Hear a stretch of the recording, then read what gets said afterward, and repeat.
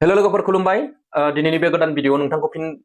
खेबसे बरायबावबाय आङो गिबियावनो नोंथांमोनखौ गुरैयै खावलायनो सानदों नोंथांमोनहा बे भिडिअखौ जेसेबां हायो एसेबां शेयार खालाम मानो होननानै बुङोब्ला बे भिडिअआ जोबोद इम्परटेन्ट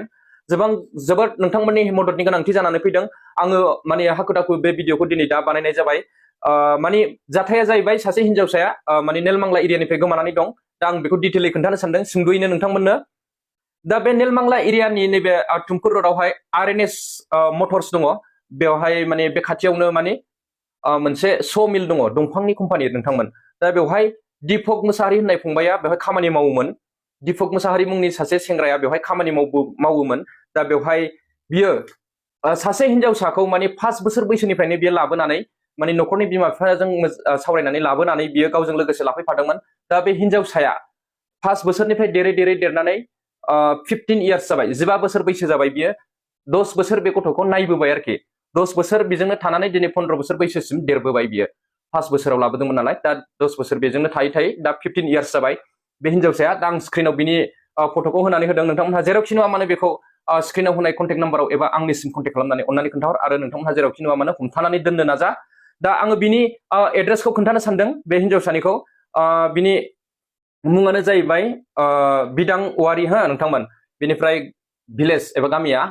आमगुरि खुंग्राजरा नोंथांमोन आमगुरि खुंग्राजरा बेनिफ्राय डिस्ट्रिक्टआ चिरां पिअ आमगुरि बिमानि मुङा जाहैबाय हास' औवारि बेनिफ्राय गोमानाय जायगायाथ' नेलमांला एरिया नङा होमबा नोंथांमोनहा मिथिखाबाय